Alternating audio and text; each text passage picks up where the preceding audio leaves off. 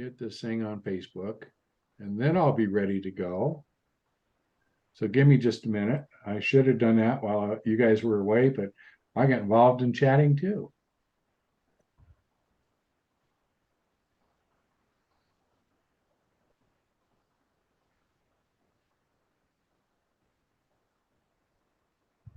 So give me just a second here.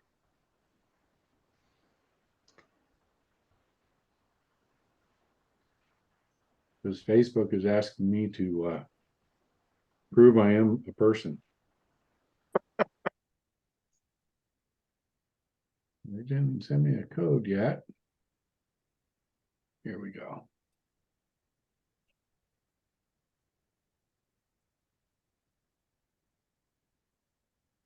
Is that Mr. Owner is Jeff Reynolds right there? Do I see Mr. Jeff Reynolds? Yes, ma'am. I'm trying to, I haven't been out on Zoom in a while. I don't know why it says owner. I'm trying to find where to put my name in.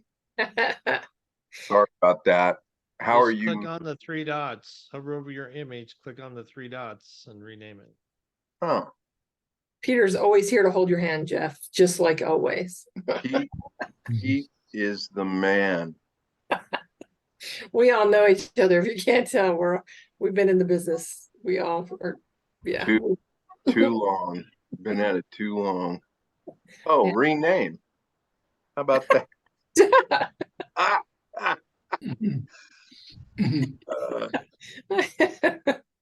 Wow, man, I feel like a computer programmer now. It was like magic. Oh, you're Jeff now. How about some apples? I love it. You're like a real person now. You got a promotion. Yeah. Well, wait a minute. You were owner before. Maybe now you're not. Now you're Jeff the trash man or something. I don't know. That's probably a little more fitting. Well, on any given day in assisted living, you could be the trash man. So yes. I used to laugh when I had to pick my title from a business card. Well, what do I feel like I am, you know? Yeah, very true. All right, I think I'm ready. All right. So I always like to start our meetings in memory of Gene Garino. Gene was instrumental in the founding of the REL Academy and the REL National Association. And he introduced thousands of people to the model of the residential style assisted living. Gene's motto was, do good and do well. All right. The website is DAALR.com, DAALR.com. I love the acronym DAALR. And so be sure to visit that. We've got a lot of great information, particularly if you are in Colorado. Because if you were in Colorado, then you are going to want to look at the, I missed some, this link right here, the Helpful Links tab. And on that Helpful Links tab, most important, being here in Colorado, is going to be these two, Chapter 7 and Chapter 2. These are the rules and regulations that you need to follow here in Colorado. There's a lot of other really good stuff on there. It's just shortcuts to the hard to find stuff. So I always find myself going down the very bottom one, which is the facilities from the state. So if I want to look up a site and see how many beds they have, who the administrator is, that's just the shortcut. So we just found all these places that you need to go and put them in one spot for you. Next is our Facebook page, Denver ALR, and I have put a link to that in the chat, so you can just click on that and join our Facebook page. And we also had the meetup page as well, and we did the same thing.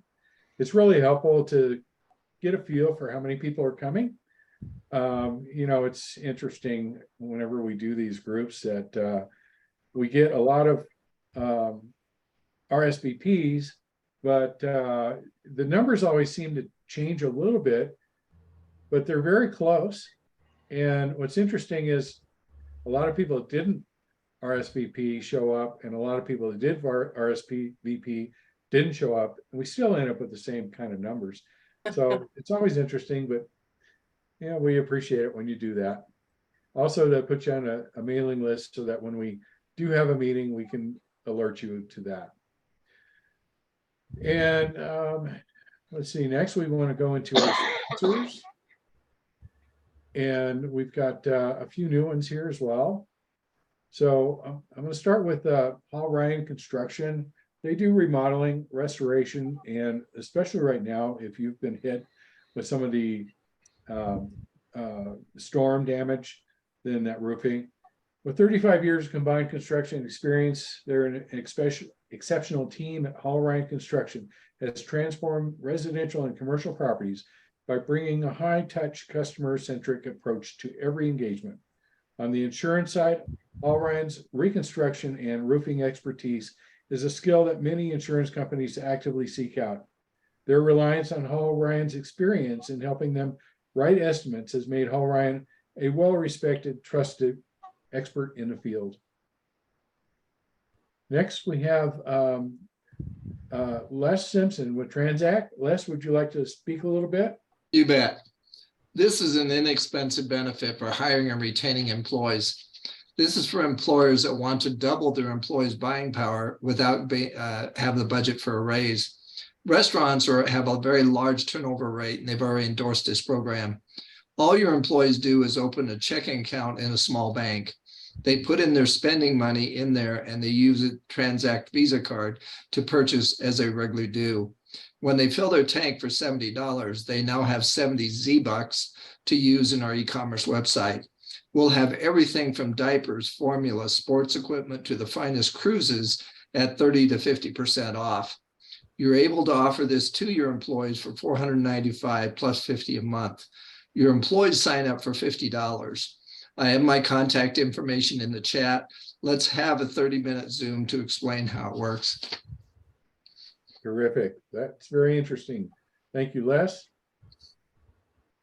Next, we have Palm University, and Brett Chuck-Kavis has put together a really nice program for a high-end 16-bed model. Also on his website is a great collection of training videos, and most of these are geared to the experienced operators. So navigate to palm.university to get more information there. He's also got a really good YouTube channel. Has been putting out a lot of really great content there. So good guy to follow. He's out of Texas too. Next, we have the RL National Association. I thought we'd have Brian Pinkowski here to talk a little bit about this. He is the president. Is anybody going to the RalNotCon next week beside me? Well, that's too bad, because this is a national conference of residential assisted living. And they've just got a ton of content there. It's 2 days of basically a trade show. And you've got people from all across the country that will show up there. There's probably at least 500 people that will be there. So anyway, the RAL National Association is based out of Phoenix. And you, if you're a member of DAALR, then you get a free membership with the RALNA. But you could just go to their site, ralna.com, and take a look at it. There's a lot of really helpful information there. All right, next we have the RAL Academy. If you're brand new in this space, this is where I always suggest that people get started. They've got an online course, they've got a 3-day course, they've got full mentorship. So go to RAL Academy if you're brand new in this and want to learn about how to put one of these things together. It's a great resource for you. Next, we have assisted living marketing, and I believe Peter is here to say something about that. Thank you, Vern. Yeah, Peter Reset, assistedlivingmarketing.com. We help you with your website, with branding. If you haven't come up with a good logo, branding, colors, and that type of thing, we can help you get that developed. Brochures, business cards, and then other digital marketing, local search marketing, Google ads, all that. So most of our clients are smaller residential communities. That's primarily who we work with. So if you have any questions, you need help, let me know. He does a good job. Yeah, he does. Yeah, Peter does a great job. He's done all of our websites. He's very responsive. He's been the best web guy I've worked with in well over 20 years now. So, yay, Peter. Next, we have Senior Care Administrator Coaching LLC. This is actually our presenter tonight, but I know she'd like to say a few words about what she's doing. Yep. My name is Janet Cornell. I managed 8 group homes for about 14 years. Jumped out doing consulting, loving it, having a lot of fun. I'm teaching the administrators class for Colorado. If you're out of state, you can also audit that class for about $400 because we teach you how to run a group home. We teach Colorado is one of the 4 strictest states for regulation. So if you get our regulation, your home state is probably smooth as anything. So I also work with a lot of new owners on change of ownership. What do they need to do? How to transition smoothly from, maybe you don't know what you're doing to get you up and running. Love to work with operators that had 1 and then went to 3 and now they know what they're doing because it's not that hard. These homes are not that hard to run. You just have to know what your role is as the administrator and the owner. So it's really fun to be out there teaching and letting people know. And it actually feels like maybe I have fairy dust because I can tell them, how about we do it this way? And they go, wow, that's so much easier. So it's really a lot of fun. Thank you, Janet. Mm-hmm. I've known Janet for several years. She's been a great contributor to our group, has a lot of knowledge, and I highly recommend that you use her service if you are running one of these. I can second that too. Janet's already done work for me and it's been very helpful. It's always All right. fun. And we recommend her to all of our. I love to do it. What I love to do is a mock survey. It's like a scavenger hunt. It's so fun. And I'd like to add too is that Janet is a wonderful person. I bought her home that she used to administrate before, and books really up to date. And I just had my survey and I got 2 texts. I'm just still following Janet's lead and I'm getting there. Yes. Awesome. Only 2 Yeah, I'm texts. happy for you. Yeah, I'm happy Thank for you, Janet. Thank you for everything you do. Thank you. I'm happy that you got a good survey. All right, next we have ICOR. This is the Investment Community of the Rockies. ICOR is Colorado's only nationally recognized and award-winning real estate investors association, serving the Denver Metro, Colorado Springs, Fort Collins, and North Colorado, as well as real estate and rental property investors across the state. I've been a part of ICOR since 2014, and it was through ICOR that I actually got involved in assisted living. So if you are an investor anywhere in the Front Range, this is definitely a group that you should be a part of. Okay, next we have Pinkowski Law, and I was really hoping we'd have one of the Pinkowskis here to talk about it, but I'll speak them up because I love these folks. They're absolutely fantastic. They've done a great job for the community. They do a great job for their clients, where they're really helpful. They're helpful in a lot of ways, but where they've really got some power is fighting HOAs in cities because they understand the fair housing laws. And it doesn't matter where you're at in the United States. The fair housing is federal, so those laws apply everywhere, and they can help you maneuver through those HOAs, through the cities, the planning departments, any of those guys that are giving you a hard time because FHA, the fair housing is, that's the ultimate say so, and they understand it inside and out. So PinkowskiLaw.com is where to go for that. And again, they're just great people. So they're usually here, but not tonight. Next we have, oh, look at that, a Better Way Funding. How about that? So I work with the Better Way Funding, and we do lease options for group homes. And more information about that I did put in the chat. It's under RowLeaseOptions.com. And basically, we allow you to preserve your capital instead of putting it in real estate, put it into your business so that you can grow your business. We've helped several operators double their businesses more than once. So our top operator right now, I have to go back and count the beds we put them in, but I'm guessing we've put him in over 200 beds for his portfolio. So RowleyOptions.com, and you can always reach me for that.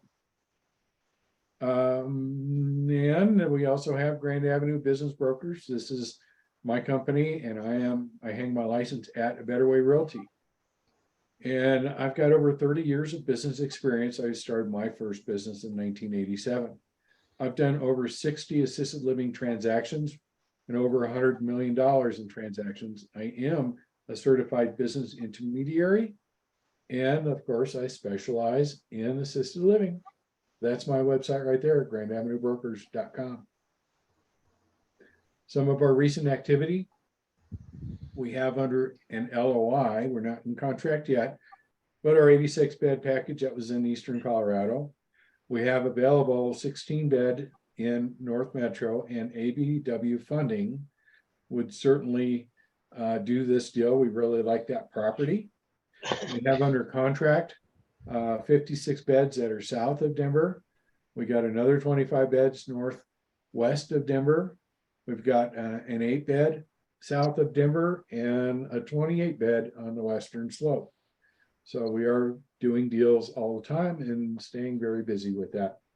So if you need any help buying or selling, give me a call. That's what I do. And next we have CALA, the Colorado Assisted Living Association. They're kind of a sister from another Mr. group for us. And we've got 2 representatives from them who would like to talk a little bit about, 3 actually. So who gets to speak about CALA tonight? Janet. Oh, volunteer me. Well, we're CALA. There's 3 of us on tonight, Jeff, Peter, and I. CALA is the Colorado Assisted Living Association. We tend to cater to the smaller groups. We inform you of regulation changes, struggles in the industry, survey tags that are going on.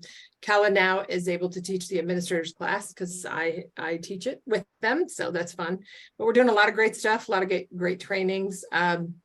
I would not want to run a group home in a vacuum. I would want to be part of an association of some type, because they watch for you. They are your ears and eyes out there. There's a big joint collaboration in aging meeting at the end of the month that you can get 6 hours of administrator training from. If you attend that, they have a stacked lineup for what's coming down for assisted livings in 2024. So that's our spiel for CALA. What are the dates of that collaboration? You know what? I think they're the 23rd and 24th. Is that right, Peter? No, I'm wrong. Okay, curious. I'd love to do a booth there, but 26th and 27th. Yeah. okay. Yeah, I'm getting my knee replaced on the 19th. I don't think I'll be in shape to be standing at a booth. No, we'll let you sit if you want to, though. You can bring your ice machine. We're okay with it. We're all family. I might need that. We can roll in a bed and everything for you. Yeah, All we right. have Well, maybe we chat about it. And of course, I think my wife might object, but we'll see. Okay, next we are done with our sponsors. And how am I on time? Oh, I'm a little behind, but that's okay. So we had Janet earlier. Yeah, you know what? Let me tell you, we had a question in the chat. What's our annual single membership for non-ownership membership to CALA? I don't know, Peter. You know that. 150? Say that again. Somebody on the chat wanted to know what's the membership fee for a non-owner person that wants to join CALA? So it depends. If they're going to be associate member because you're selling services, then it's $450 a year. If you just want to be involved and come to events and get member discounts as an individual in the industry, you work for somebody else or something like that, then it's $150 a year.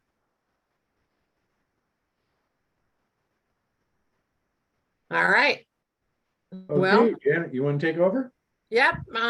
You know what? I didn't know what to name this. So it's the staffing issues we face.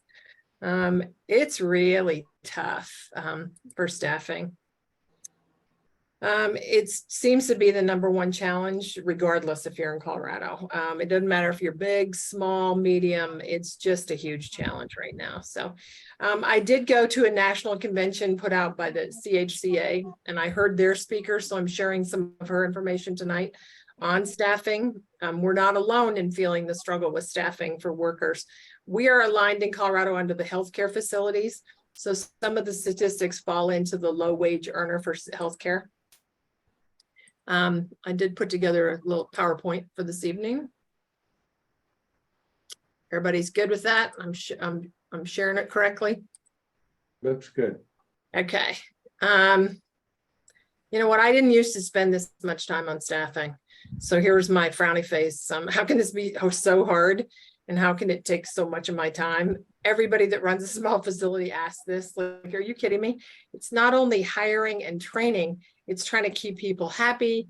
It's trying to keep the schedule from falling apart when people call in sick. I mean, the staffing on all levels is just, you know, it's just crazy business. So there's kind of a reason why. Here's what happened. The COVID-19 pandemic has dramatically shifted the conversations about supporting and building the healthcare workforce. An analysis done by EMSI here in Colorado said we are short 54,000 lower wage healthcare workers and more than 10,000 registered nurses by 2026. That's not that far off. We are going to be short 54,000 people. Right now, I heard in going to the seminar that we are already down like 35,000. And that's the lower level CNA, QMAP. Those are the people that we're short in our industry, is those. And nurses aren't any better. Registered nurses are $10,000 down. So it's an industry-wide problem for healthcare workers. So that brings you to say, well, recruiting staff, you have to do it all the time. It's an everyday chore. Even if you are fully staffed, you still need to be recruiting because somebody in your organization is going to leave. The turnover is huge in assisted living caregivers.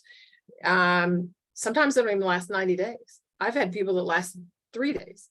I had somebody never come back after the first day because she was overwhelmed. We threw so much at her.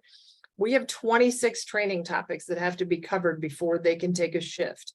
And in Denver, or in Colorado, you can't work a shift unless in a group home and work independently unless you're fully trained. So that really puts operators here in Denver at a disadvantage right from the beginning. So you need to post a job, and Indeed and Monster and all those say your posting goes stale after 3 days. If you guys don't know how those are organized, people can put their name in there and they get all new postings. Well, if you leave your posting up for 8 days, nobody's getting that anymore. And somebody may have been so busy when it got put into their phone that they didn't see it. So you're missing staff by not reposting that.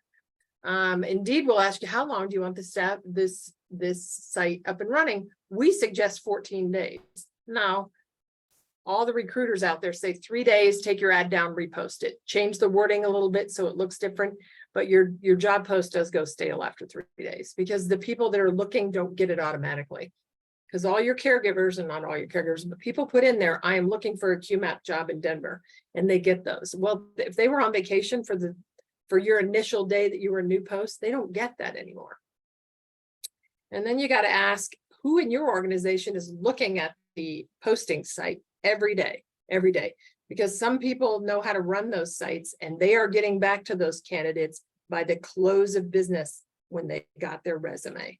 So they are getting a nice cheerful email from some of the places that say, hey, Jocelyn, we got your resume today and we're thinking we would really like to talk to you. You can do that as a standard email, even if you haven't even looked at Jocelyn's resume, but it's bright and cheery that we think you're important to talk to. The problem with those, sites, they're $1,500 a month or more to continue to run an ad on. So you almost have to budget that. But the other problem is the turnover. They say Employee Benefit News says turnover can cost 33% of an employee's annual salary. just to replace the person that's $40,000. You are paying more than $20,000 to replace that position. So that puts us in a real quandary here for assisted living, especially the smaller businesses. I know how you're organized in a small group home. You don't have a human resource department. We were laughing earlier, calling Jeff the trash man. Well, you know what? On any given day, you're also the human resource coordinator. You're the cheerleader on the shift. You're trying to get people not to quit. It's a really hard job being a caregiver. So if you have not done that and taken a shift, then you need to take a shift, because that will completely humble you of how hard it is to manage shifts in a group home where you're doing everything. You're cooking the breakfast, you're serving the meds, you're dressing the people, you're cleaning up because somebody spilled the juice on the floor. You're it. They don't have a bunch of different people that are doing it. So being a caregiver in a group home is rewarding, but it's also more difficult than just being the med tech that goes down the hallway. So here's, you got to repost your job post every 3 days because nobody's seeing it. And then somebody's checking your site every day and getting back to even the 3 people that get on there, because the Brookdales, the Sunrises, they have somebody that's doing this. They have a job now that's called recruitment. So, and group homeowners that have 16, 17 group homes, they got somebody called the recruitment person. So here's the sites you can put your listing on. Craigslist is not as expensive. Indeed is expensive. Monster is expensive. ZipRecruiter is expensive. So these 3 over here are kind of in the class of $1,500. So this is not like Panera Bread where you pick 2. It's a pick 1.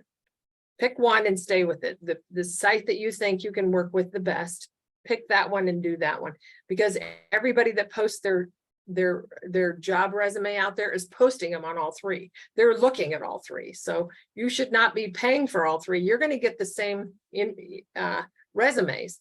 So this gal that did the talk said, pick 1 and stick with it, because it's expensive. And if you pick 3, you can't keep up on looking at them every day. You may get one that's a straggler that's not on the other sites, but a lot of people use the same sites.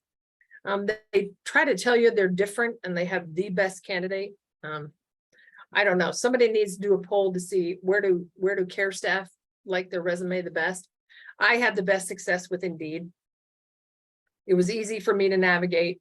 It was easy for me to get something on the site. I could put the credit card in and, but if you don't update your site every 3 days, it looks like you've been looking for a caregiver for a month. Or if you just say, I already have a posting, and you already have a posting in their file, it looks like you couldn't fill that position in 30 days. And everybody that's out there going, wow, nobody wants to work for them. They couldn't replace the position for 30 days. Let me go back to that a little bit. Plus, employees can get a job like in 2 days. They can leave your building today, and by Monday, they're working for somebody else. That's how high demand we are. So then the other part of this is you need to have an organized interview process. If you are not looking like you're organized, the rest of the people out there are, and they're shining while you're trying to dig through your mountain worth of paperwork like I used to have. My assistant used to put a big spider on my desk. That meant we need some pile management going on, because the person would show up. I couldn't find the resume. I had so many freaking piles of paper on my desk. Do I look like I am organized? No, I can't even find their damn resume, and let alone present my company well. And I was doing everything. So the family tour was late, and then I'm late getting to the interview. So you're running in the door doing the hurry scurry and trying to find their resume. It's not a professional way to start the interview. Know what questions you can and cannot ask in the interview. That's been changed in Colorado, and that's at the end of the presentation here. Let the employee know what the job is about right there in the interview, because if they don't realize they're working solo, and they're a real social person that likes the job interaction with everybody else, then they're going to quit. They're going to get lonely on the shift and quit. So you need to fairly well outline what the job entails. Like, you're the mom of the house when you're there, or a dad of the house. You're cooking the breakfast, you're serving the meds, you're doing the laundry, you're taking somebody to the bathroom, you're giving them a shower, because sometimes they don't realize that, the little Blossoms care home is an 8-bed facility. They haven't even looked at that. They're looking for, oh yeah, it said QMAP, I qualify.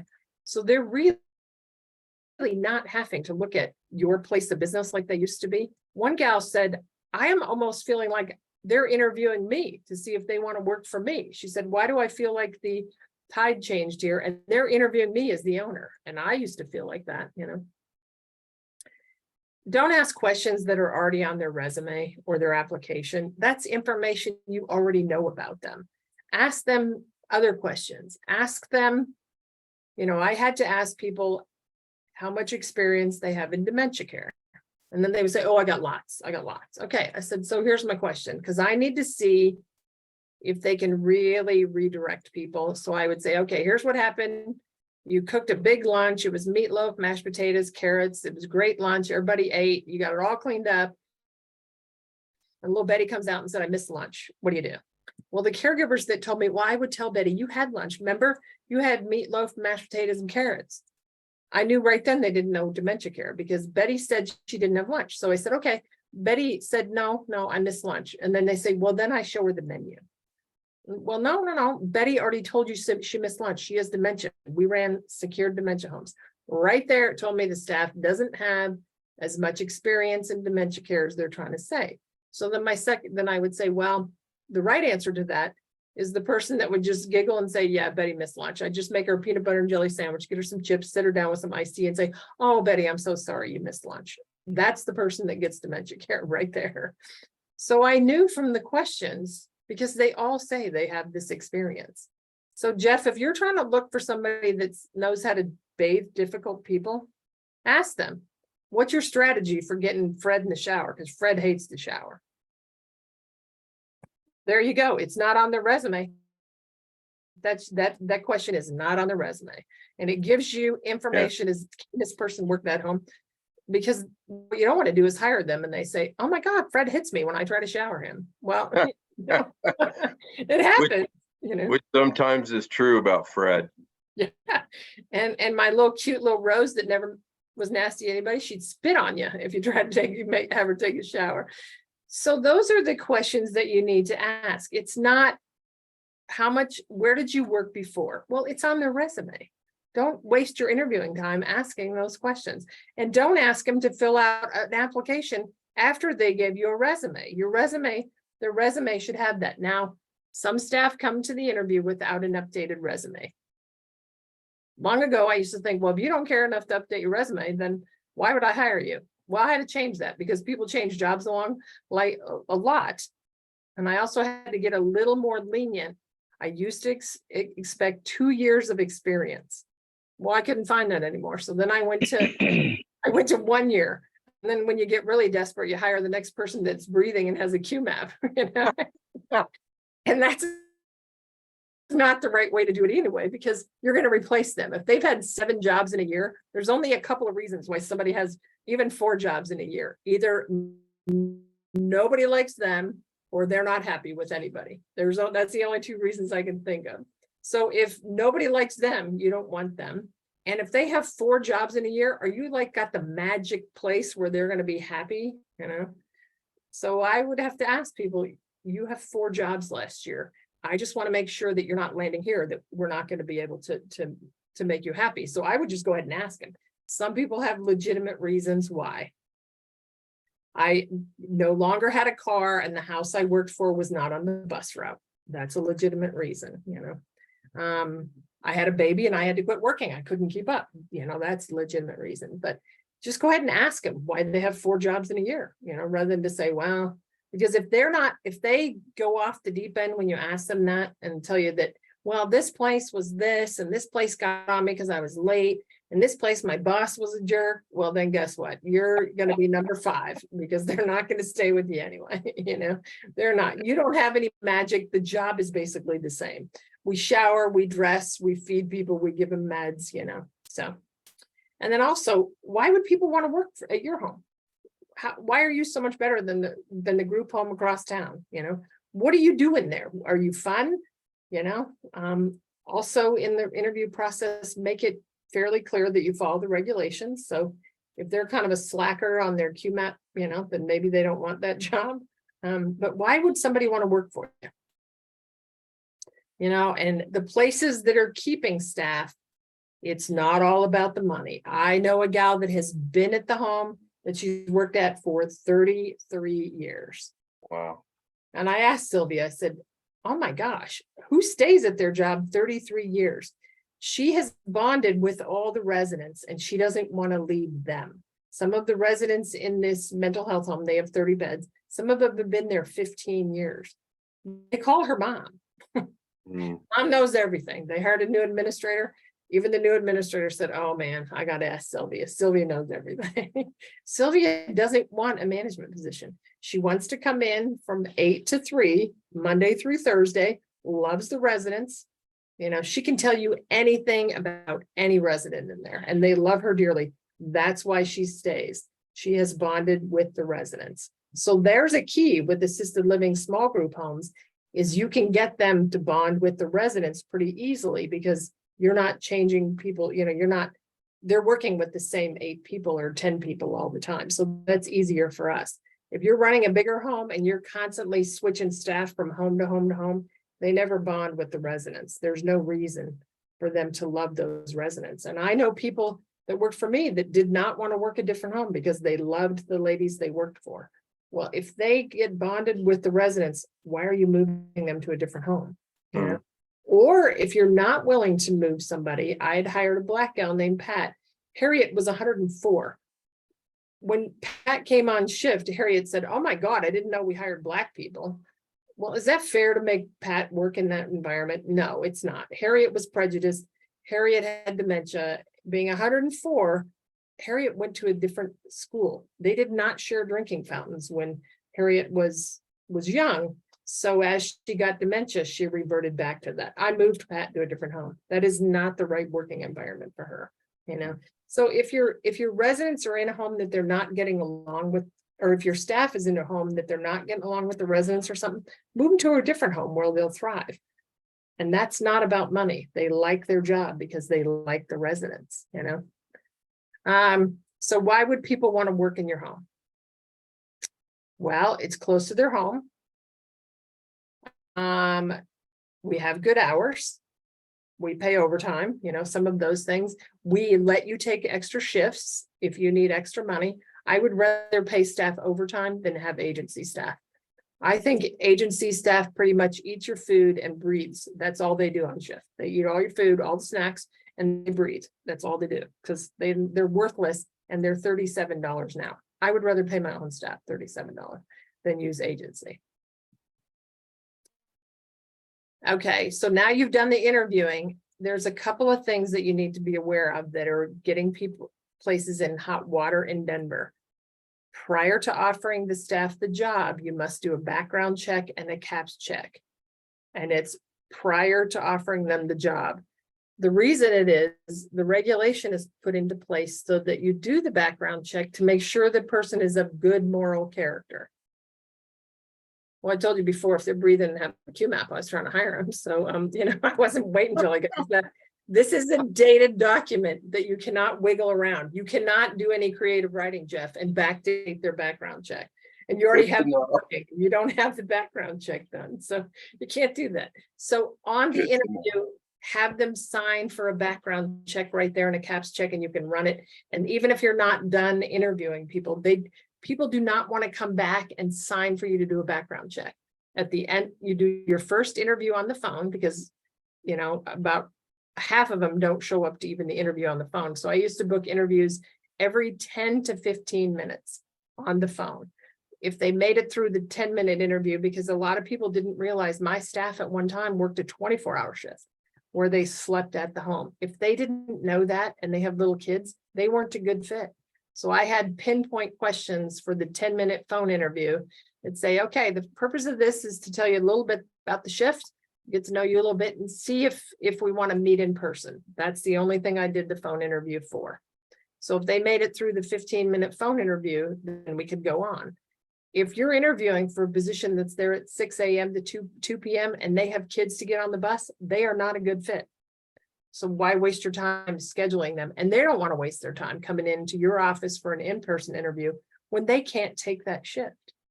You know, So that's when you go through the 10-minute interview. And then when they come into your office for the second interview, hey, if they're dressed professionally, you think they're great, have them sign a background check and run it. Background checks are $20 or a little more than that, and then the CAPS check. Then you have it dated when you ran that thing. So then when you try to hire them 2 days later, you got that step out of the way, you're compliant with regulations. The state health department can tag you for an employee that started 3 years ago. When they look at her file and she started August 26th, and you did the background check on September 15th, and you started her, it doesn't matter if it's 2020 at this point, you started her 15 days before you ran the background check. So you can offer them a job contingent about a background check and an acceptable background check. And then you need to know, what background issues are you willing to accept? I used to say none, no background issues. Well, that pretty much is a pretty narrow market. So then I couldn't find anybody. So then I started saying, okay, driving issues, except for it's really shows bad character, like switching the license plates from this car over to this car, you know, and they don't realize, oh my God, change my license plates. You know, something that shows bad moral character is probably not okay. But I do know of a guy that's running some homes. He is hiring people that have background issues, and he is giving them a second chance. And he is drug screening them every Friday to see if they break their promise. Mm. And he is not having a hard time finding staff. And they are loyal to him because they know that, you know, that they're loyal to him because nobody else is giving him a chance. Yeah, Vern has a question. What is a CAPS check? Oh, it's called the Colorado Adult Protection Services check. It's a dicey thing here in Colorado that was passed a couple of years ago. It's anybody that has been accused of abuse and neglect of a senior that's in the system and has not been to court yet. Okay. That is not, what if that person didn't do it and they're in the system? You know, lawyers don't like that because they've not been convicted of it. They are in the system as possible neglect. Why they did that is people that have abused seniors and they get fired, they quickly get another job before it shows up on their background check. So that's why it got initiated, but a CAPS check has to be done. So know what background checks you're willing to accept or issues that you're willing to accept. You know, and then there's always somebody going to be out there that shines, and maybe they have background issues. Maybe they really screwed up and when they were 18 and now they're 21, you know, or maybe they got a DUI and they've been clean for 4 years. So decide what background issues you're going to accept. But the guy that I know that's running a home that gives everybody a second chance, he already is giving you a second chance because these people have theft, they have drug problems, they have all this, they are clean and sober now and have been for a year, but he gives them a second chance, but he doesn't give them another chance. If he drug screens them on Friday and it comes back as, you know, drugs or alcohol in their system, they're fired immediately. And he explains this to him up front. This guy has had a substance abuse problem for 20 years, and now he's willing to give somebody an extra chance because he knows how hard it is to get yourself started again. You don't want to oversell the job. People leave within the first 90 days because the job was not what they expected. So paint a real picture. Don't paint your facility as rosy as anything, you know. If somebody says, am I ever going to be required to work an extra shift? You have to say yes. Everybody in assisted living sometimes has to work extra shifts. And then you say something like, yes, we try to work it as a team because there's going to be some point in time that somebody gives you concert tickets and you want out on Friday night to attend a concert. So yes, we all try to work together here and cover each other when we have to be out. And that spins it to the positive instead of saying, well, yeah, everybody calls in sick all the time. So yeah, you're working 60 hours a week. You just don't know it yet, you know, but try to make it fair. And you probably, with the turnover it is, you're probably better having too many employees than too few, because your turnover will continue to be a problem if you work your people too much. Everybody should know who their key people are in their organization. And your key people are usually your greatest team player that will pick up shifts. They really are loyal to you. And if you work them into the ground, they will leave regardless because they're working them too much. So if I had to really lean on some staff, I would say, okay, I'm really short Friday. Can you pick up the shift? And then you pick another day off that you want off and I'll cover that shift for you. So we would bargain a little bit, you know, or I would say, if you can cover this shift, you got a freebie in the bank. If anything comes up out of the ordinary for you and you want out, I'll get it covered for you, you know? And then we started feeling like a team. One little gal comes to me, Rachel, and said, you know what? I tried to get my shift covered. Nobody will pick up my shift. I said, well, Rachel, how many shifts have you picked up in the last 6 months? Well, none. I said, well, you don't have any in the bank. You didn't pick up any for anybody. Nobody, people ask you and you said no. Are they going to take your shift? I said, why don't you, I'll get your shift covered this time, but you owe me 2 more people that ask you to pick up a shift. You pick it up and then you got some leverage there. People will, you know, when you get invited someplace at the last minute. Most places staff by the month, and it's hard for young people to see a month out of when they want to do stuff that's fun, you know. So you got to do kind of that kind of stuff, but don't oversell your job because people will leave in the first 90 days if they see that.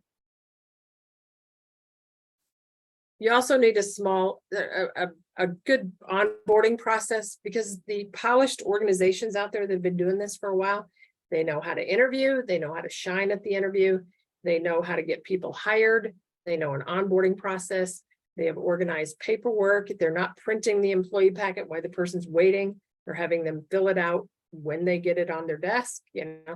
So they've got an organized system to it, so they're putting their best foot forward already. And it's hard to do because especially if you're running around doing everything, the owner, the administrator, you know, payroll, and you're trying to process payroll while you're interviewing. I mean, it can get really, really pretty crazy. But you know what? The Brookdales, the Sunrises, the Windcrest, they got it down and they look professional from the beginning. And people like to be a part of companies that they feel like they know what they're doing. A staff member that feels like things are helter-skelter from the first day, they don't have a good idea of what you're about and what's expected of them because you weren't even ready for the interview. So it kind of makes them on edge of what's going to be expected of them too, you know. So you have a nice onboarding process. Make sure, you know, that you're not backtracking, trying to get forms signed from them. The wrong time to find a W-4 is when your payroll has to be transmitted in 2 hours and you don't have a W-4. Just laughing because he's done it. I've done it. It's like, oh man, how did I? And the payroll company will not process a check without a social security number, and you don't have their number of deductions or their dollar amount of their deduction, what it is now. So there's also some ways that you can get the training done. There's no way to do this without stop sharing the video here. Make sure you have an onboarding, and you guys can have this if you want it, the staff orientation checklist. Why don't you have this? This tells you everything that you need to train the staff with. See all those in number 1? Every one of those in number 1 is dated. The state knows those are dated, and they know if you hired somebody and you didn't have that done before they worked. The orientation training sheet, I start when they hire. The TB test we have to have here in Colorado, that's dated. The medical provider that you're doing your TB test is, you can't call them and say, could you backdate them? Because I actually started them 2 weeks prior. They're not going to do that. And that stays in their file. Their CBI, their CAPS check, you have to verify their QMAP. All of these top things are dated and they stay dated in the employee's file for the rest of the time they're with you. The rest of them are stuff that we have to test. You know, we have to train in the house. There's a reason why I have the supervisor's initial, the date they did this, the date I went over infectious control was this date. Here was the supervisor or the training partner that did that, and here's the employee's initials. Because when the state comes in your building and says, Betty, were you trained in infectious control? She says, no, I don't think so. She did. It's initialed. She did. And the state's not going to ask you because I have initials there when they did it. This also keeps you out of hot water. When somebody said they weren't adequately trained on that, on QMAP procedures, and they were. So all the stuff here. And then I have the hire date, was today, August 30th. And they job shadowed on the 31st, the 1st, and then their start date is September 3rd. The start date is always after the hire date because it's after their job shadow dates. And then I have the employee name and their manager. So I'll gladly give this to anybody that wants it. And it's just a Word form. You can change it whatever you want, because different states have different training. You know, we have to train on HIPAA. We have a bunch of stuff here. So that's what we do there. Oh, I have to go back to my PowerPoint. So that's the orientation training sheet, but it's well organized and it tells me what they have already trained on so that I'm not trying to play catch up, and it's marked. So it's really not too bad, I don't think, you know. Employee retention plan. Do you guys have a employee retention plan? You should, because retaining employees is less expensive than hiring new ones. So why would employees want to stay when they can have a new job in less than 2 days? Do you have a budget for retention? Are you buying any gift cards? Put some fun in your business and celebrate your staff's birthdays, work anniversaries, special achievements. Somebody got a new dog, celebrate anything. It just makes them feel included. You know, if they got a new puppy, have a lot of people buy puppy toys for them, you know, because they got a new dog. I don't know. Recognize your staff often. Caregivers love recognition. Caregivers by nature have thin skin. They do this because they have a giving heart, and oftentimes they give, and nobody fills up their tank. So that's your job as the employer, is to help fill up their tank on recognition, feel good things, a lunch card in their, you know, a Panera Bread card, a Starbucks card in with their paycheck, say, thanks for helping me out. You're always there when I'm in a bind. Thanks for your fun attitude, you know, all that stuff. Okay, what are you doing with Debbie Downer? Everybody gets a Debbie Downer. You know, we used to call them wackadoodles. All the person that was really not fun to work with, you know, all the Debbie Downers. She kills all the fun morale that you work to create. She does the bare minimum, no more. And she tells you that. No, I don't pick up extra shifts. She's very proficient at her job because she's been well trained. And so people respect her, but she does no more. If the senior person on your shift does no more than what's asked for, why are other people going to do more? You know? Is she a team player? Well, no, maybe not. Does she shame other employees? Sometimes the most senior person that knows what they're doing, they're the first ones to shame other employees for not doing it the way they think they need to be doing it. So if you have a Debbie Downer, then you need to plan for her departure or his departure. Start interviewing for their replacement. Do not wait till they destroy the morale in your home. Interview for their replacement. So Debbie Downer probably already has her resume on Indeed because she's, you know, she's savvy enough. She's the one that comes to say, did you know the place down the street's offering $20 an hour? Well, how does she know that? Because she's on Indeed. She's had her resume already there. So she's going to know when your little flower assisted living on Irvine Street if you're have your posting on Indeed, she's the first one that's going to see it, and she's going to tell everybody, he's hiring again. One of us is getting fired. So then that's going to make the rest of the staff uneasy. Can't you open an Indeed under Blossom Assisted Living and interview under that? Change the bed count. If your facility now has 8, change it to 10. You know, and then when they come in and say, oh yeah, that's our business name, but our name of our home is Flower Assisted Living. You can cover it. You can interview people incognito, you know. If you don't have time to interview, can you farm it out to somebody else? I've interviewed for somebody. This administrator ran herself so thin that she was working 3 and 4 days a week. And so I went through the resumes for her. I set up some phone interviews, bam, bam, bam, here you go, you know, and we got her lined up with somebody. But the wrong time to get out of a staffing pinch is when you're in it. You need to proactively run your staffing so that you have staff, you have backup staff. You can get somebody up and running, you know. It takes a while. I think it takes kind of minimum a week to get somebody up and running, even if you're powering through all this stuff you have to do with them. They got to do a food cert, they got to do a CPR. So hire them and get them running, you know, and then get rid of the Debbie Downer that's causing negative employees are a cancer to your business. And they actually are probably fairly good employees, but their attitude is so sour. Anybody put up with sour employees like this? I have, it's not fun. I have a few of those. Yeah. And they're not fun to work with. They don't really love the residents. There's no fun in their day, you know. And in assisted living, you have to add some fun to the deal, you know, but people that stay like a fun environment. You know, you celebrate some things, you have some contest. I used to call them, no, it was National Chocolate Chip Cookie Day. And I said, show me what you're doing to celebrate National Chocolate Chip Cookie Day. Well, Lisa didn't have any chocolate chips. She's like, I can't play the game. I'm like, sure you can. She goes, yeah, I can. So she looked up on the internet all of the different recipes with chocolate chips, and she made a collage on paper with them. And she sent me a picture and said, okay, I celebrate it. Do I count? And I'm like, yeah, you do. Nobody said you had to bake the cookies. She cut out cookies and put pictures of cookies all over places, you know.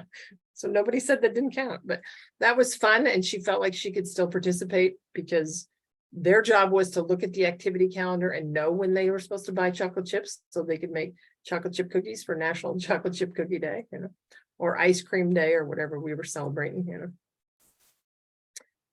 Well, and then anybody have any questions before I move on to labor law problems now, or labor law challenges? Anybody have any ideas they want to share on employee retention? Do you know Brookdale has employee retention? And we have a gentleman on the call tonight that's trying to help you keep staff by that little money card that you're going to pay $450 for, and you're going to pay a membership fee. You know, it could get pricey, but it's probably better than replacing staff, you know. Anything you can do to improve that, because Les, you're the one that's running the money card thing. Yep. And first off, it's $450 for the facility. Oh, it's for the facility. Okay, that's really good. And then $25 per employee. But the other thing is we have what we call flash sales. And when you're talking about incentivizing, like for instance, we had 200 Ray-Ban sunglasses and they only can be bought with Z-Bucks.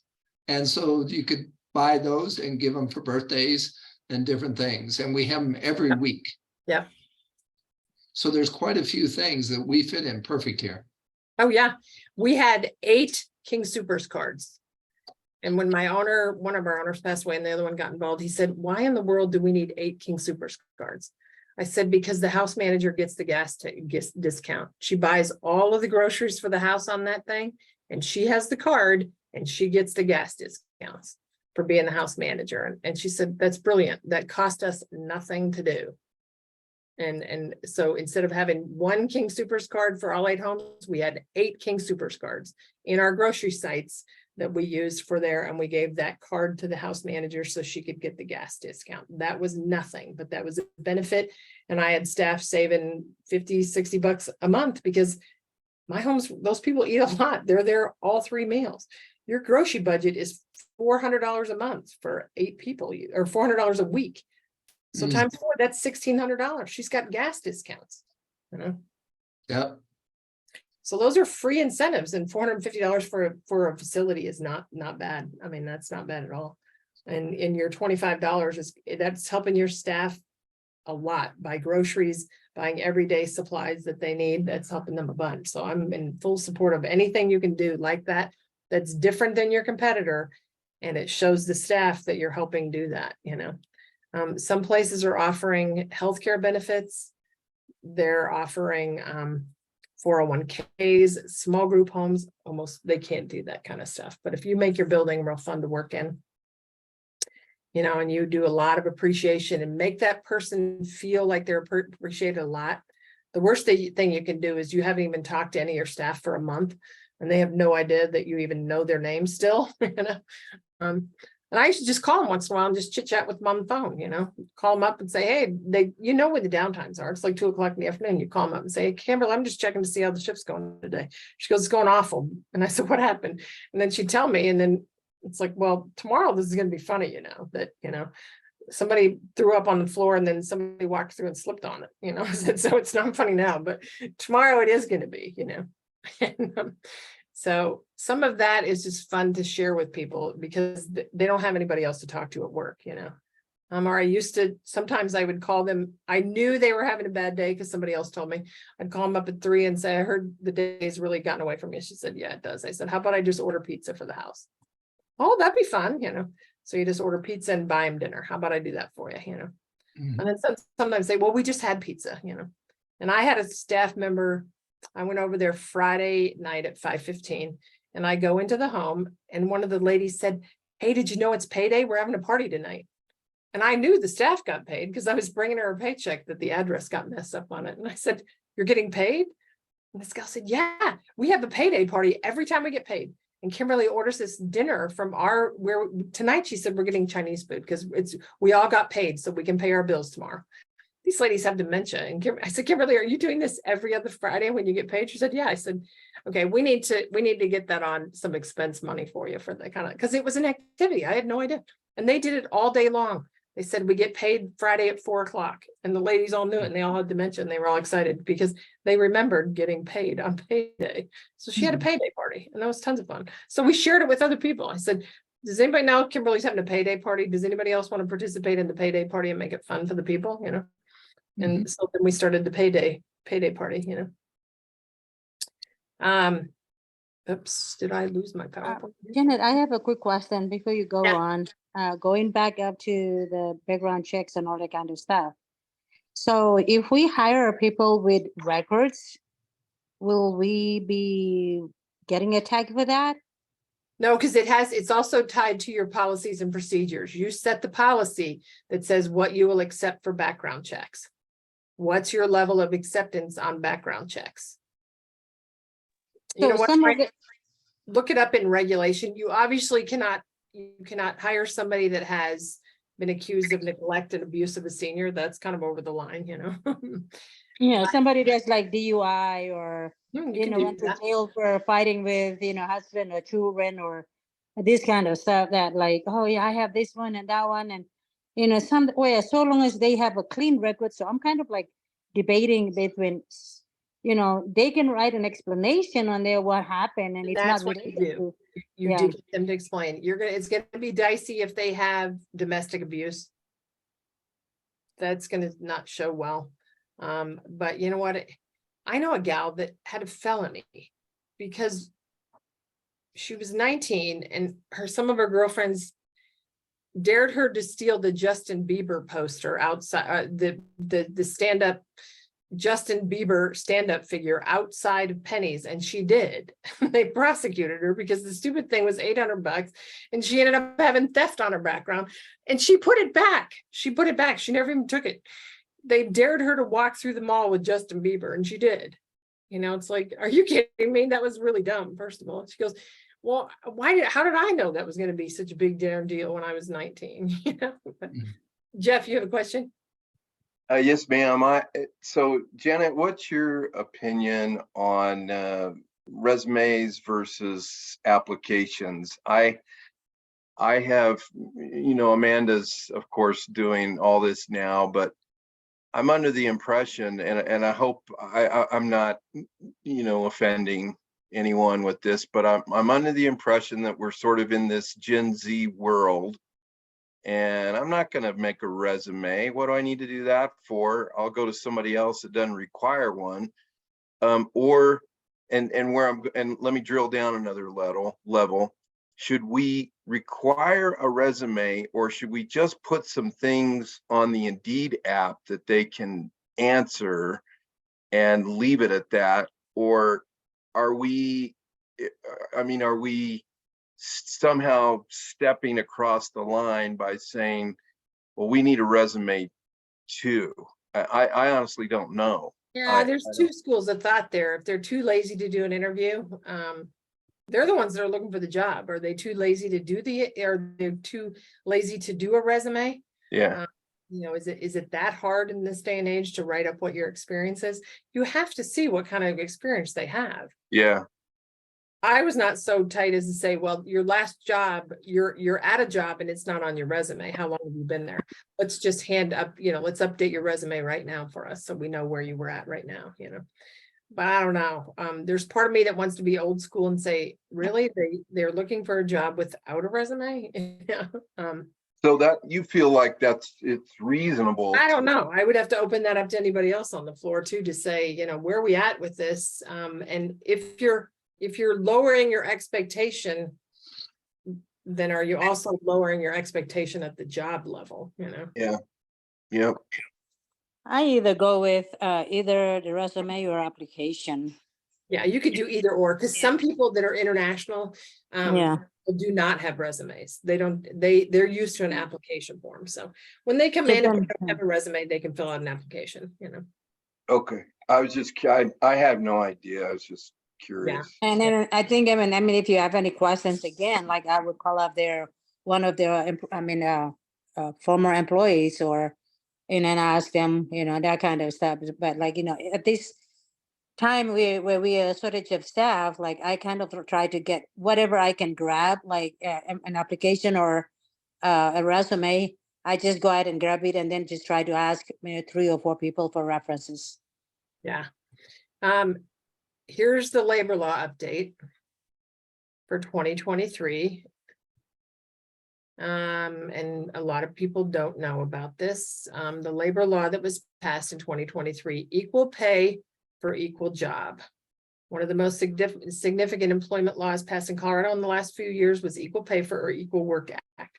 It has 2 mandates. First, it established Colorado as a nation's leader in enforcing equal pay requirements. Secondly, and controversial, it mandates the disclosure of salary ranges and employee benefits in the job posting. So Jeff, on your Indeed ad, you're posting what the job will pay. Okay. Gotcha. You can post a range. And then if you're hiring new QMAPs for $18 an hour, and you've got somebody on your floor that's been here for 8 months that's making $16 an hour, you don't meet this regulation. Say that, I say that last part again, Janet. If you've hired a new QMAP that's taking the job tomorrow at $18 an hour. Yeah. And you have Susie Q that started in December and she's at $16 an hour. I think you're in violation of this law of equal work for equal pay. Oh my gosh. Yeah. That hurts. That's painful. The job says equal pay for equal work. Yeah. And if your existing people know that you posted it on Indeed for $18 an hour, they're going to be at your office door on Monday anyway, asking you, hey, guess what I saw, you know? Yeah. So that's the one that got passed. The next one is more reasons to take home and family leave. This Senate bill was really just backed up what we were doing in COVID. They can use their paid sick leave for a bunch of different reasons. They passed it 3 years ago during COVID that you had to get them out of the shift and pay them for sick time. They can use it to grieve. They can attend funerals. They can attend memorial service, deal with financial and legal matters related to the death of a family member. The next one you guys are going to love. Care for a family member whose school or place of care has been closed because of inclement weather. So your staff can call in when the school's closed now. I used to say you have to have a backup for that stuff. They don't anymore. They can call in and use their family paid leave for unexpected closures of schools, loss of power, heating, or water, or other unexpected occurrences or events. So they can use their paid leave. If they don't have earned paid leave yet, then you don't have to pay them, but they can call you up and say, my daughter's school is closed. I'd like to use my paid leave. So that makes it even harder to run that schedule when you're short people. You know what I think I'd do? I think I'd get another caregiver in there and let everybody come to work with their kids, and I'd have an intergenerational day is what I would do. I would make it fun because I don't have any backup. That wasn't my idea.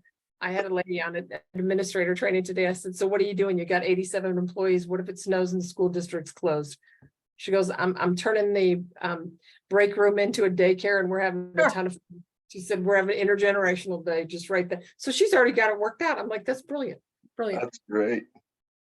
Janet, Bring all your kids, Rob. This HFWA, is it forgive me for interrupting, is it based on employer size? No, it's not. It's everybody. They earn that every 30 hours they work, they earn an hour and a half paid leave, sick paid leave. That's that money. Okay. Yeah. Okay. Okay, and then here's another one. Toughening the sexual harassment. The law used to say severe and persuasive of proof of sexual harassment. This is probably not a big one, but it does encourage places to enforce it before it's a huge issue, because some people that were sexually harassed, it started with off-color jokes. It started with, showing somebody porn in the break room, and then it continued to ramp up. So now they've kind of backed that up, and it's severe or pervasive language, bad emails, pictures, visual communication directed by an individual, anything that somebody finds offensive that could be, really sexual harassment. So this one's not a big one, but you need to put a squash on it. If you have male caregivers that are telling off-colored jokes, they think they're funny. They're not funny in the workplace. So, if you want to drink beer and tell your buddies that in somebody's garage, that's great, but it doesn't belong in my break room, and Yeah. put a lip on that stuff right now. Yep. Here's one that affects your applications. It says, don't ask age. Really don't ask. You cannot ask things that now can tell you how old the applicant was, such as high school graduation dates. Nobody graduates from high school when they're 30. They all graduated 18, 19, So right then that tells you how old they are. You can't ask them for their what years were they in the military. So you cannot ask that. Starting July 1st, 2024, the Fairness Act prohibits employers from inquiring about prospective employees' age. Age has never been, you could not ask their age, but now you cannot, date of birth, you're going to get that on their hiring documents anyway. Dates of attendance at or date of graduation or educational institutions or initial employment applications, all that.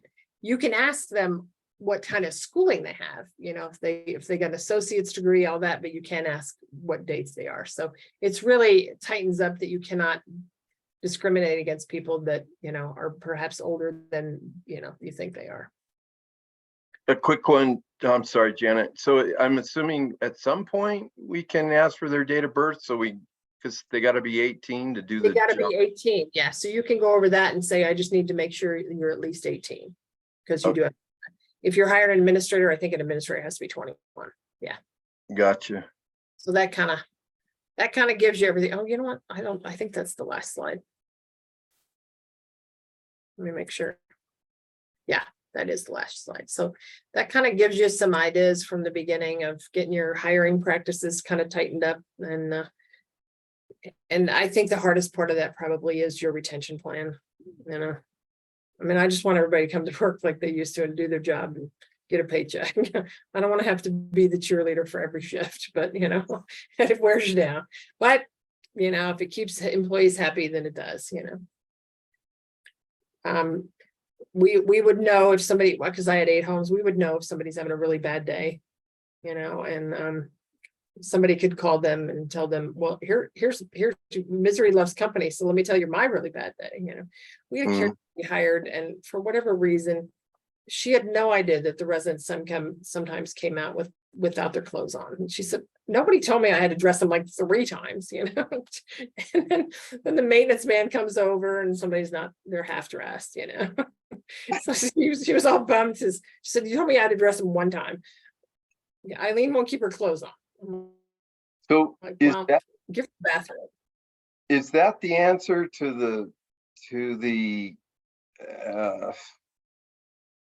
boy, I'm going to get in all kinds of trouble. I'll bring this up a second time. Is that the answer to the Gen Zs?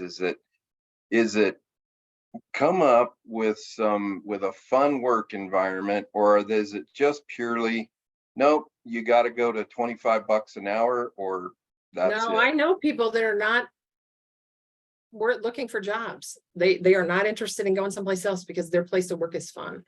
I know 2 guys that won't go because they love the March Madness that goes on there for basketball, and they lost last year, but they're going to win this year. Yeah. So I know people that are not leaving.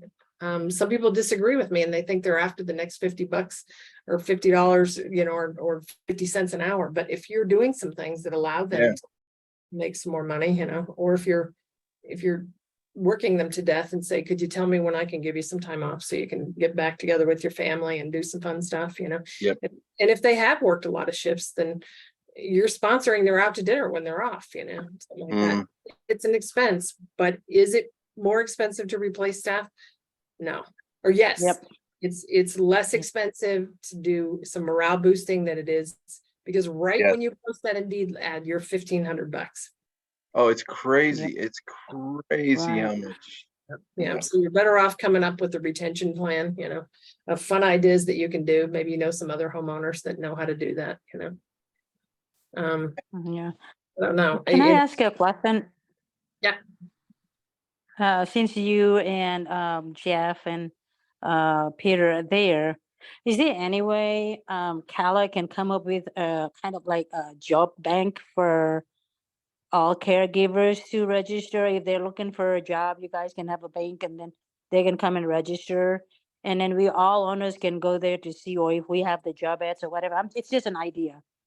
I You don't know know if what, that makes Fran, we sense. did have that. We did have that, but as quickly as people get hired, we could have it, and in a week, none of those people are looking for a job anymore. They all have a job. So it's outdated, Okay. you know, that you barely put somebody's job on there, you know, and they have a job already. They have a job in 3 days, you know. Yeah. Janet, to help answer her question, and I also have a question for you. We are completing the pilot test on that in New Mexico. It's called Care Fiesta. You can check it out at carefiesta.com. But essentially, we are allowing caregivers to create profiles, and you'll be able to book them to hire them as needed. And my question for you is, I'm fairly new to I think what we call the small box. I manage your large nursing homes, 100 beds and above. I wanted to find out, for administration, does each of the houses require an administrator in Colorado, or can an administrator be over several houses? You know what, I had a partner that also had administrator's license, and so I had another administrator, so you can be over several homes. Yeah, one administrator. I know places that have one administrator, they have a lot of administrator designees helping manage that home. You cannot be the manager / administrator. You better have some strong people in those homes helping manage those homes, or it'll get away from you. If you're the administrator of 3 homes, you're not running to get milk when they're out of milk. You don't have time. You're not running to get the paper towel. You can do that if you have one group home, but you're not doing that when you have several, because you then are not doing your administrator job. You really need to decide, is it worth your while to go to Sam's Club to get this, to go to Costco to get this, and then get the other supplies at Walmart, because you're spending a lot of your own time doing that stuff that you could be doing, like being your staff's cheerleader. You know, you got to really decide how much money is it worth saving when you're running around. I tried all kinds of ways. We tried getting our supplies from Costco. And then we figured out they deliver depends. So we did that. Then we tried, you know, we had tried numerous different things to save on supplies. There's not a lot of wiggle room in an assisted living budget. But if you're going to be the administrator of several, you better have a house manager in each one, or you're going to sink, because you're not the one that's updating the med list. If you're the administrator over several group homes, you might be if you have 1, but you're not if you have 4, because you're not going to get there every time the Mars change. You got to have somebody strong in your building that can do that. Any other ideas or questions? It's a kind of a. I think I have heard that like also like I am the administrator on record myself right now, and I can also hire, like depending on 2 or 3 homes, I can put 2 or 3, one person on 2 or 3 home and another one on 2 and 3, and I can be the administrator on record.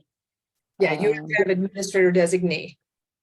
It's not when you go on vacation, you need an administrator designee. It's when you're Right.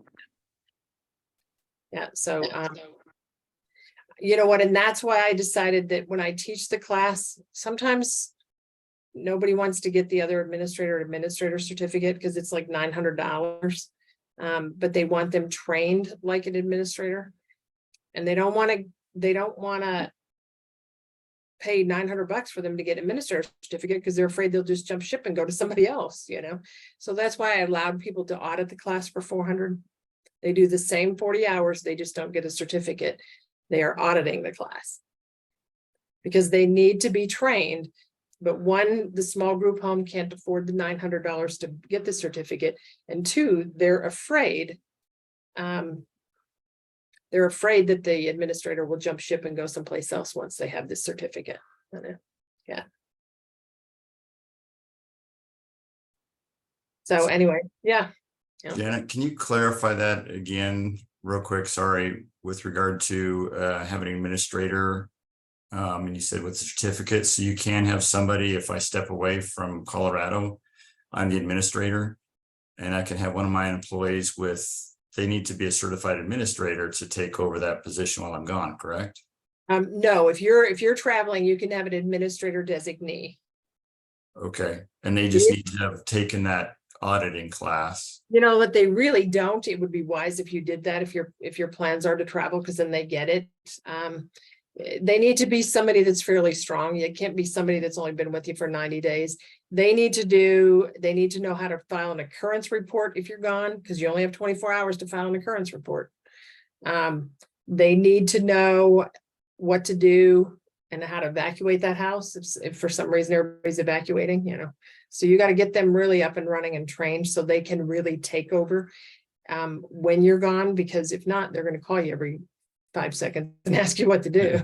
You know, nobody wants that. Everybody wants to go to weddings, graduations, vacations, and nobody call me, you know. Right. So you got to set it up that way to succeed. Okay. There was a brand new administrator in Colorado Springs, and then she also runs a different business, and so I helped her when she went out of town. I walked the staff through what if things really came unraveled, what would you do, you know? Sure. Yeah, but you can have but you do need to, in your house, you have to have your certificate on the wall with your contact information, you know. Here's my email, here's my phone number, and here's my administrator designee. That now has to be posted, even if you're not going someplace. Everybody has to have an administrator designee designated and on the wall, posted in a publicly displayed place. So it's just not when you plan to go on vacation, it's all the time now. Thank you. Follow-up question just real quick with regarding not asking date of birth. I thought that's needed on some of the background checks. It is, but you've already, yeah, it is. They track their birthday and their driver's license. No, their social security number and their birthday is how they do a background check. Yeah. But if we're not able to ask for that in 2024, how do we do that? How that conflicts. Yeah, it's another one of those weird things where nobody thought it all the way through. It happens all the time in Colorado where we have conflicting rules and regs on that stuff. Happens all the time. So you have to run the background check before you can hire them the job. You can do a contingent upon them though. You know, you just don't want to wedge your employees into a corner where you're trying to snoop out how old they are. You know, most people that are under 30, they don't care if you know how old they are. The ones that are reluctant is if they're bumping up towards 65 and they think they might be discriminated against for age on that level, you know. Some of them are the best, so. Yeah, they're the best. They know how to love and care and do the best They job. do. They do. Yeah. Yeah. Thank you, Janet. Yeah, sure. Yeah. All righty. Well, any other questions? No, Janet, you did a wonderful job. it's a mouthful. It's a bunch, but you know what? And then you know what? Sometimes we all just need to get on the same call and strategize on how to come up with a really fun retention plan, you know? Just do a Zoom happy hour and we'll come up with some crazy ideas, because some people have some really fun ideas and some of your staff has some really fun ideas, you know? Yeah, so maybe we'll do that sometime. That'd be good. I piggyback on that, Vern, like 6 hours that we get, like, you know, meeting to, getting to know each other isn't enough. So if you can come up with something like that to you know, get to know each other, you know, if you can set Oh, yeah. that would be really, really great. More than appreciate. I thought about sometimes administrators just need someone else in the business to just, you know, for lack of, there's a sewing club that calls it Stitch a Bitch. They really do. They just get together and they just stitch a bitch, you know. Administrators are kind of hanging out there with nobody really gets the demands of their job, except for if you've done that, you know, and you're you know, your weekend just got gobbled up because somebody called in sick at Friday at 4, you know, and sometimes people don't know that. So I do think some of our administrators in town need a little bit more support from other administrators, not on a competitive level, but just somebody to say, this is really hard, you know, or this reg, I don't understand. How are you doing this? How are you getting around this? You know? Yeah, so that would be fun. Peter stepped away, but I keep pounding on him for Kala to do that, but that hasn't happened yet. So. All righty. Okay, Janet, thank you Great, so much. okay. Again, that was great. To wrap it up, we have haves and wants, and that is if anybody in the group has something or wants something, it's your opportunity to express that to the rest of the people here. So do we have any haves and wants in the group tonight? Les, I think your hand's up, but you're muted. Yes, to explain to everybody, this is a franchise that's going to be actually coming in November. But one of the things we're doing is all of these electronics that we're doing, we're wanting beta testers. And what I mean by that is people that come on now, I mentioned Z-Bucks. Before they come on in November, we're doubling those Z-Bucks. And so especially administrators of homes, if they have $5,000 in expenses, they can have 10,000 to give away. And I'd love to have that 30-minute, because I'll give you one example. We have a landscaper. He has 50,000 a month in expenses. So he has 100,000 Z-Bucks.